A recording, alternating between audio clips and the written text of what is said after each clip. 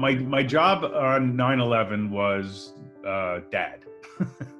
I I worked nights over at the police academy as an instructor. I had gone back into the classroom to teach police science. So I worked. We were working 4 to 12s. So I would go in at 3:30 in the afternoon. Um, I would watch my kids. I had two very young kids. My son was 3. My daughter was 1, and my wife was pregnant with my third. Um, so I would get up at typically 6:30 in the morning. On 9/11, I got up around 6:30, just before the kids did. And then I got the kids up and I would feed them breakfast, plop them down in front of the TV like most parents, and get the day going. As I was feeding them breakfast, it was probably, between taking the dog and everything, my sister at some point gave me a phone call and said that a small plane had hit the World Trade Center. And I thought, wow, that's pretty, like, how could you miss, like, how could you miss seeing the World Trade Center? It's very, like I thought somebody wasn't paying attention, or maybe they had a medical event or something along those lines. And she said, you should turn on the TV. So I did. I turned on the TV. And as I turned on the TV, I mean, this is like, to the minute now, everything as it sequentially happened. But I turned on the TV. I saw the tower burning. I said, that doesn't look like a small plane. It looks a little bit bigger than a small plane. Looked like maybe a commuter plane or something because of the size of the fire or the smoke coming out. And then we saw the second plane hit. And so again, goosebumps. So I knew at that point that this wasn't a random act, that this wasn't an accident, that somebody was intentionally attacking the World Trade Center. So I immediately told my sister I had to go. I said, I got to go. I said, this is not, what you thought it was. This is something else totally going on. And I didn't even call work. All I did was I got my kids ready. I packed them up in a car. I drove them down to New Jersey, which is where I lived right in Rockland County at the time. And so my mother-in-law's house was, I think, 10 miles away in Jersey, on the Jersey side of, the border, New York, New Jersey border. And while I was driving down there, I had 10 winds on. And I heard them come over that they were mobilizing all off-duty firefighters, law enforcement, everybody to get into the city. And I also heard that they had closed down all the bridges. So at this point, they knew it was a terrorist attack. And I couldn't get across through the George Washington Bridge. So I had to drive back up into New York and go across the Tappan Zee. When I got across the Tappan Zee, of course, you're still listening on the radio, and, all the information that's coming in is sketchy. We got to a certain point. I got across the Tappan Zee, no problem. And then we got to a certain point on the Major Deegan, and traffic stopped. It was dead stop. I didn't know it until we got up to to where the state troopers at the state line, or at the city line, had stopped traffic. They just completely shut traffic off for anybody going into the city. So there was a car in front of me that got up onto the cobblestone. It's not a sidewalk. I guess it's just the side of the road. And so I followed him, and I looked behind me, and it had to be 20, 30 cars behind me that were all law enforcement. They all had the shields out around the neck. I had my shield in my hand because I usually kept it clipped to my belt. And we got to where the state troopers were, and they would wave us through. And then once we got waved through, drove down Major Deegan, I had people passing me. I don't know how fast I was going. Got over and you could see the buildings burning from the Bronx as you're going down, past Yankee Stadium, and you could just see all the smoke billowing over into Brooklyn. And got over the 3rd Avenue Bridge. That's how I got across, and then down the FDR Drive. And I remember getting to right around 34th Street, where, you would get off, and there's no traffic coming northbound, none. And I would get off at 20th Street, 23rd Street, because 20th Street is where the academy is at the time. And I'm coming down 34th Street, and just where you get to, I guess that point where you get down off of 23rd Street, you could see all these people just like covered in debris walking north. and it looked like out of a movie. Like it was like, like they weren't zombies, but it looked like zombies. That's just they were in shock. You could tell they were all in shock, and I'm like, and they got their coats. I mean, I don't know how cold of a day. I know it was a very sunny day, but and they're carrying whatever, and they're walking northbound, and I like, that's strange. They're walking on the FDR Drive, and then my concentration was to get to the academy, find a parking spot, which I couldn't even tell you where I threw my car. I just put it someplace, I think on 3rd Avenue, and got to the building, and immediately went straight upstairs. Didn't even ask anybody. I saw everybody else doing the same thing, and got dressed in uniform. Put everything on, gun belt, vest, the whole 9 yards, ready to go out and go down to the site to help out. And when we got downstairs, I remember a bunch of us looking for vans to take us down to ground zero.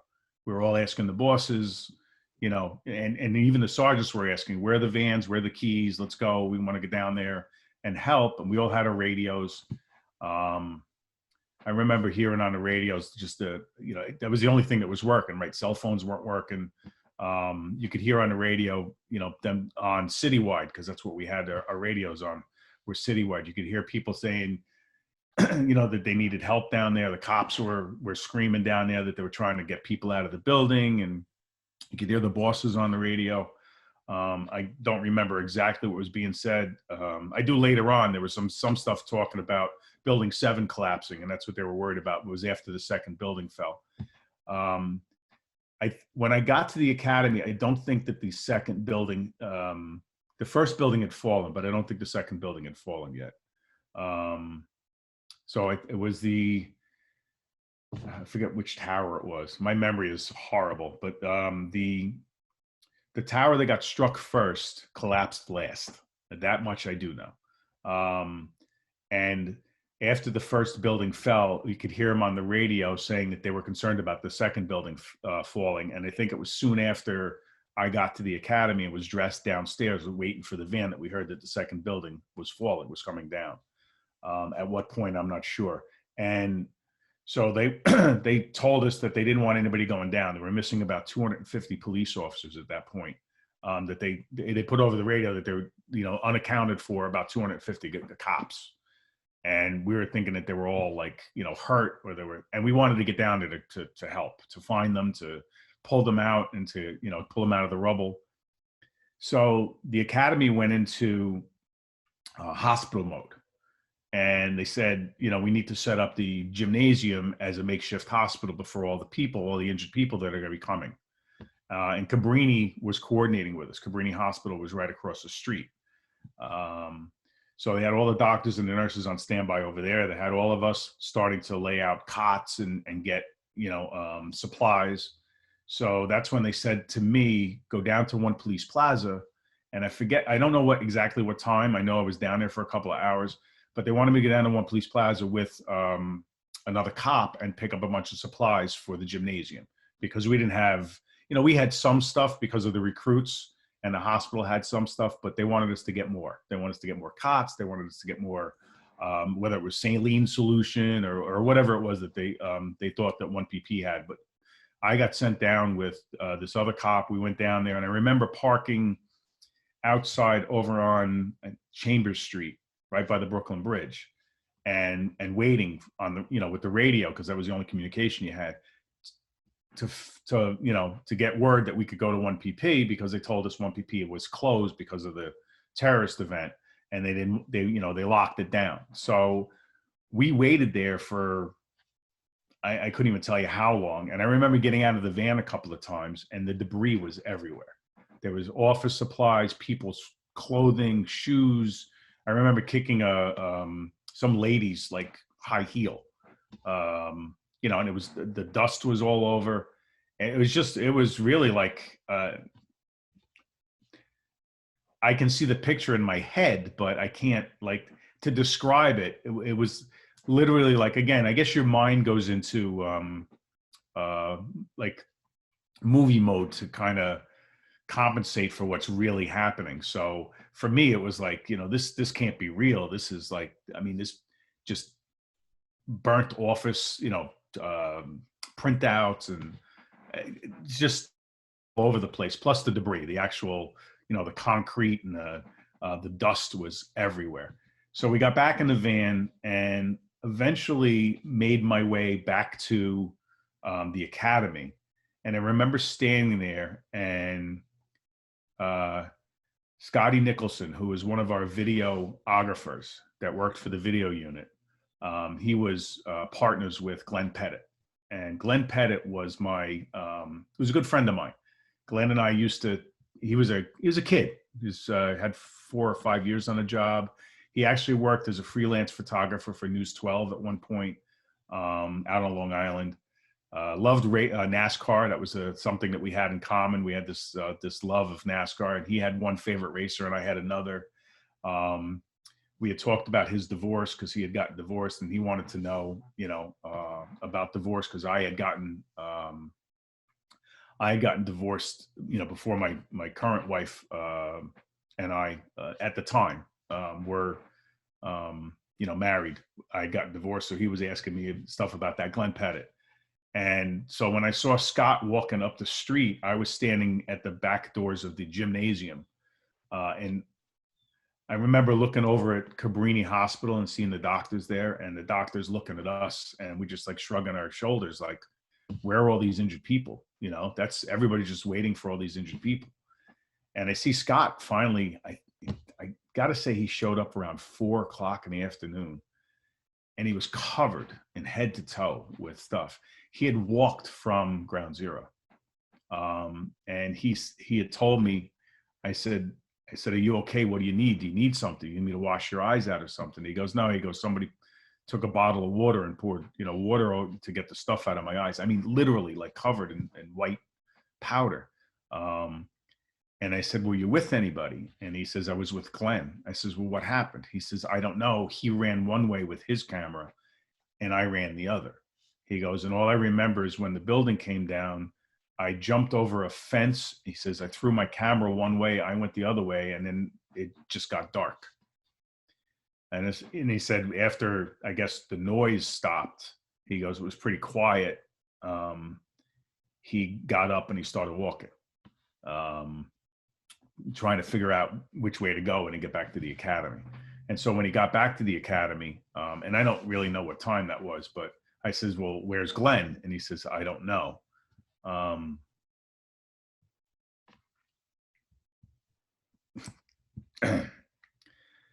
So they found Glenn in December. It's hard, I'm sorry. Under the, in one of the, I guess, the buildings as they were, and I forget, I think it was the North Tower. He ran into the building thinking he would be safe in the building. And we ended up having 2 funerals for him.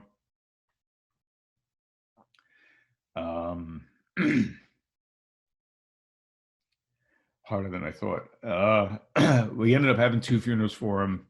We ended up, we were sitting around probably in November after the first funeral and talking about how do we remember Glenn Pettit, because, he was such a gung-ho kid. He still had that vibrancy in him. He wanted to, or he always said, I got to get the money shot. I got to get the money shot.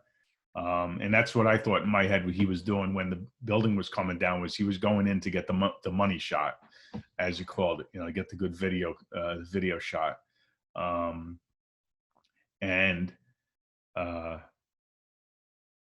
after the funeral, we were sitting around talking about it, and he, his name came up, and we decided to name the lodge after a fraternal order of police lodge after him at the academy. We'd never had one. So it still goes to this day. I'm actually running it as the president. I'm the president of the lodge now. I just talked to his brother. His brother's a MTA police officer, canine cop. His brother's actually been really good at keeping his name alive. Scholarships every year. They have a golf outing for him. But Glenn was a good kid. But so after Scott came back and the realization sank in that we were not going to get any injury. I guess the injured people had already been delivered to whatever hospitals, Beekman downtown, I think had people. Maybe St. Vinny's had a few. Cabrini didn't get anybody. We didn't get anybody. It was just for the amount of devastation, and they wouldn't let us even go down and help. And I think that was the most frustrating part about it on September 11th, was not being able to go down there. There were so many people that had gone down. Morris Smith, who I knew, Bobby Fazio, who I knew pretty good. They were both from the 13th. They had gone down, and they ended up, being one of the 23 that died. Most cops that were on the job at that time can probably remember most of the guys' names, that passed away. Heck, I can't remember all my cousins' names, but I can remember these guys' names, and then I don't even remember what time I got off of work. I just remember that, family, and especially my family, my sister, my mom, my dad, my dad out in California, and family who I just reconnected with, had all, been trying to get a hold of me. And I don't know, I think we got home, I want to say like 2 or 3 in the morning, they let us go. And because they started like they sent the day tour home and told them that they had to be in at 4 o'clock in the morning, and we started 12-hour tours. So, but that, other than being over at one police plaza, I didn't end up going down to the site until the 18th. I was on the pile, doing a bucket brigade. And I can remember this female cop that we had instructed me on how to be an instructor years ago, Lucy Ciccione, who had said to me, hey, she was actually in charge of assigning people for, volunteering for the bucket brigade. And when she asked me, I hesitated, and I don't know why I hesitated, but I felt embarrassed hesitating. I was like, absolutely, I want to, go down. I want to see if I can at least find Glenn, or, find Maura, or find, one of the guys that, one of our guys. And getting down there on the pile to see how, like, all the guys, it was like a big, huge line of ants, right, going to the top of the hill, and just bucket by bucket. And you wore those masks, but they didn't really do anything. So you took them off because you couldn't breathe in them. I think the respirators probably would have been better. Some guys had respirators, but most guys, they would hand you a mask, they hand you gloves. To this day, I still have the clothes that I wore. And you just started digging. And, the firemen would be in charge of the digging part, or the ESU guys. And they would hand buckets out, and you would just pass the bucket down. And at the bottom, somebody would, I guess, dump the bucket out and look to see if there was anything in it. Like personal effects, or even body parts. There were hands and stuff that were found. But I think the thing that stuck out the most to me was the spray paint, because they used spray paint for the different types of folks that they found. If it was a civilian, and I don't even know, I don't know if it was yellow, or I remember red, green, and blue. So red was for firefighters, blue was for police officers, and then I guess green was for everybody else. And it would be an X with a circle. And they were, on cars, you could see car. And when you looked, you didn't realize it until you got to the top of the pile, but you were literally 2-3 stories up in the air. That's how, and the debris field went on forever, everywhere you looked. Just an incredibly sad sight. And to realize that there were so many people that were trapped underneath all that rubble, or had died underneath all that rubble that came down. Just, for me, devastating. And then just every day it was 12 hours on, 12 hours off. You would just, by the time you got home, you did 16 hours a day, and then you would go home and you would sleep, and then you would get up and you go back. I don't remember my kids for a month. I don't remember. And I know guys did it for longer than that. We ended up getting called back to finish the academy class in October. And then there were times where we would go down, in October, November, and December, but it wasn't like it was for the first, the first month. I wish that our country could be as together as they were in those first couple of weeks after 9/11. I really do. I wish that we could forget about all the hate and the divisiveness of today and go back to that, because that was a really it was a good time to be, I mean, a horrific event, but a good time that you felt like we were all together in this, you know, every one of us. It didn't matter who you were. And the support from each other, the support from the other cops. Nobody argued about the Mets or the Yankees, or, you know, we're all in it together, and we're all, everybody was heartbroken, but strong to lean on each other. It was really, you know, I'm sure it's touched so many people in this same way or worse, from that day until this day. That's, you know, and beyond. I have, I consider myself lucky. I didn't, so far, I'm not too bad with my 9/11 illnesses, but there's so many people out there that are suffering, that are in hospitals, that are fighting. There are people that don't even know about the program, especially the Army. The National Guard people that were down there, there's about 2,500, and there's probably only 600 or 700 of them that are actually in the program. And that's, that really bothers me, because, you know, they could be somewhere else in the other part of the country and not know that they were. I get people that call me all the time and say, I don't even know that the program was, you know, I thought it was registered. I didn't know that it existed. I didn't know that I could be part of the program. And the government does a great job. You know, all of the outreach people do a great job of putting the message out there. I just, you know, so every chance I get, I talk about it, because I want people to get the help that they need. That's what, right? And that was what we do. Just to clarify, Okay. you were, when you say that the police were down there for 12-hour shifts, was that actually assigned shifts after your 8-hour shift? Or as No, it was part of, we went to 12-hour tours. So normally our normal tour was 8 hours, but we went to 12-hour tours, and it was face-to-face relief. So by the time they got everything and accounted for everybody, you were working 14 to 16 hours every day. Your 12 hours was spent on a post, you know, making sure, because we didn't want to leave anybody so afraid of another attack, so afraid of, you know, that was I guess the main goal was I remember chasing after, you know, if there was a U-Haul truck that was missing. You know, everybody was so hyper vigilant at that time, that the slightest thing that went, you know, was off, you'd get the phone call, the radio call would go out. So what I'm getting at is the time spent at ground zero. mm-hmm. Was that assigned, or was that volunteer, or was that a mixture of both? It was a mixture.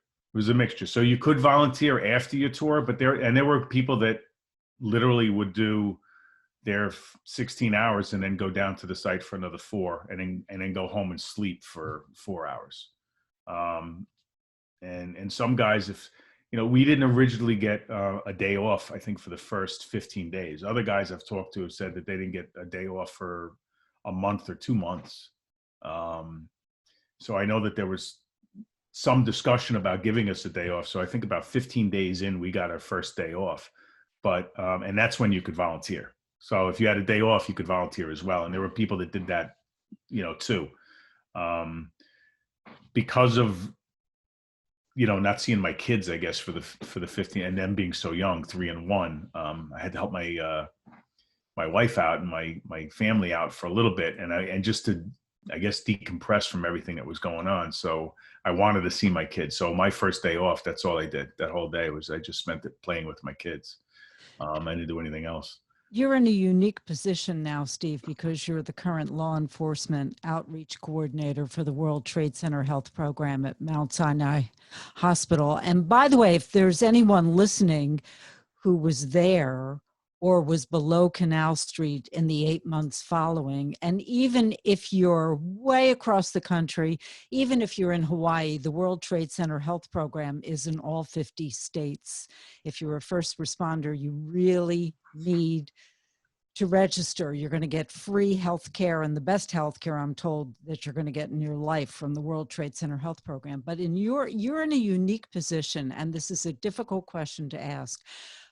But in your opinion, from what you've seen in your current job, is there anyone who was a first responder that day, who was there or there in the 8 months after? Is there anyone that can escape unscathed physically, let alone mentally, from the PTSD?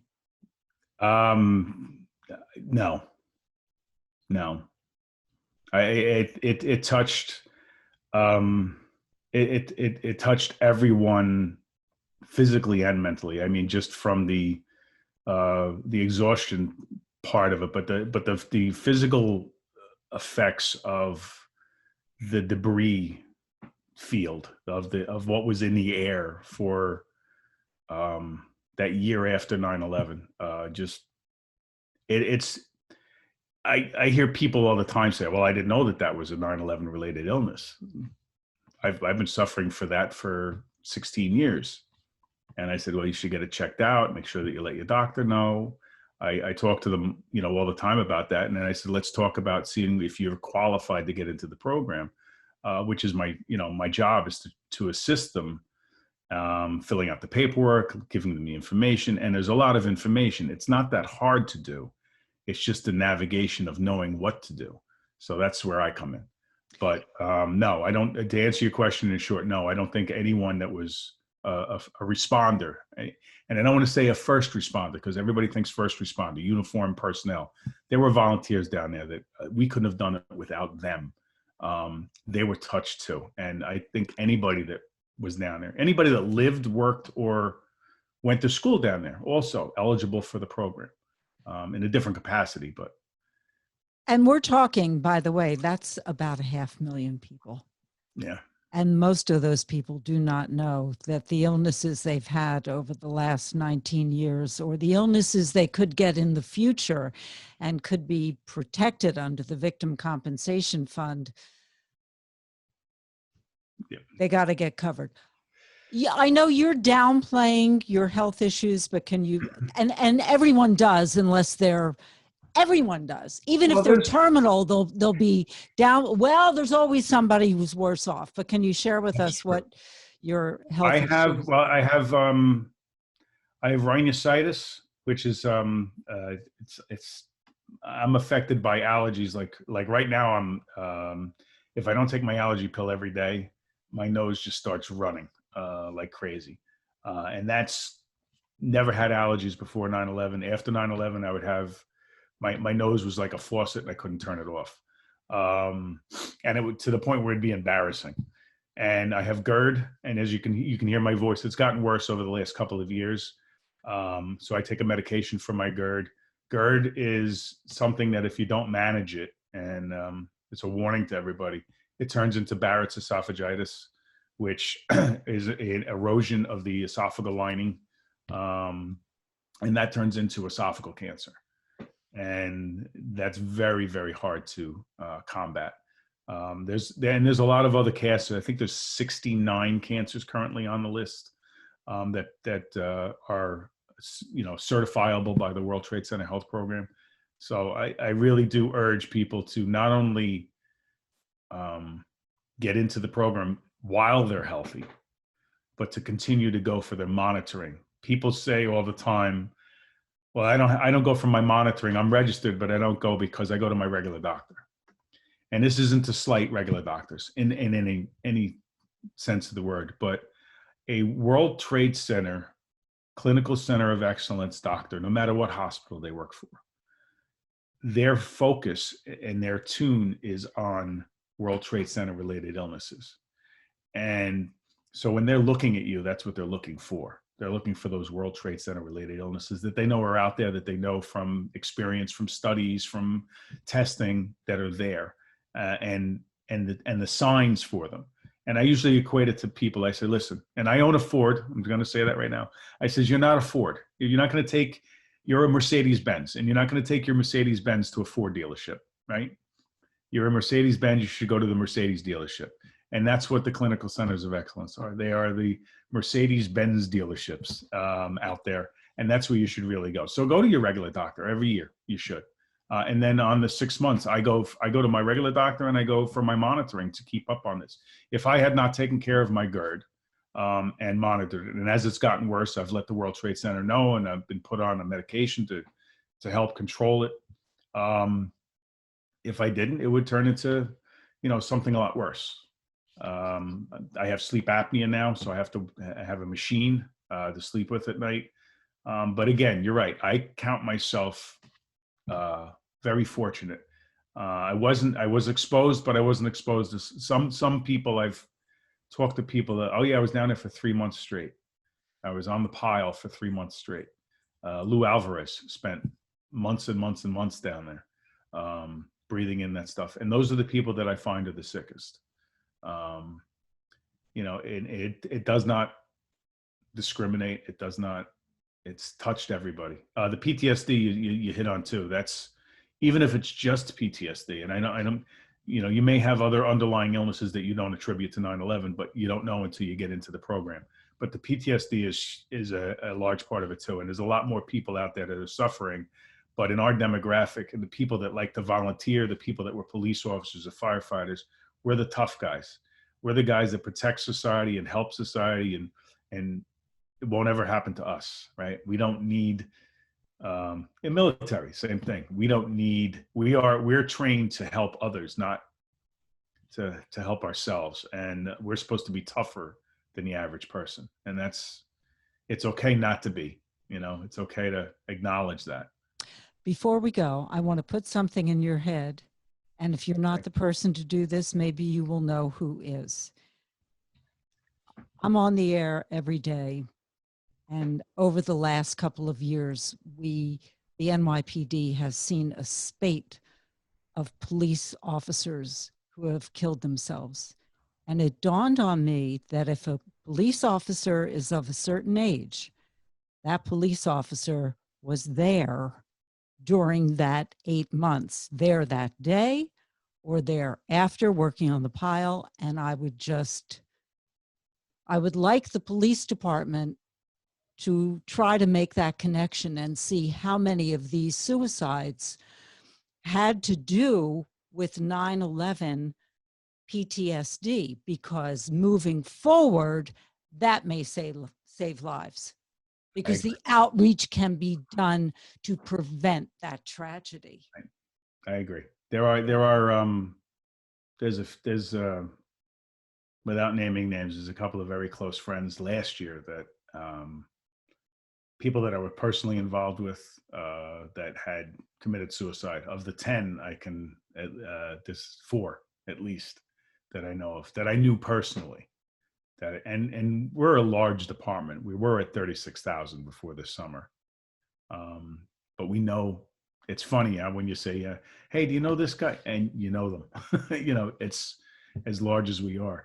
And to hear that these officers, you have hit on, it is part of it, yes, the PTSD, and how many retired guys just, because a lot of our responders are now retired. There's a few that are left that are still active, but most of our retired. The 9/11 class, I keep in contact with them. I was their instructor. They have 19 years on a job now, and now they're dealing with COVID. They're dealing with the riots. They're dealing with the hatred. I love them probably more than anything, because they're the ones that from beginning to end have had to deal with tragedies more than my career. I came on in 1987 at the height of the crack epidemic, but nothing like this, nothing like 9/11, nothing like the coronavirus, nothing like these riots this summer that have just devastated and degraded police officers. There's so many great people out there in the world. And I just, like I said, I wish we could go back to, that feeling of unity that we had back in 2001 after something so devastating to this country. But thank you. Thank you, Steve Wallace. Thank you.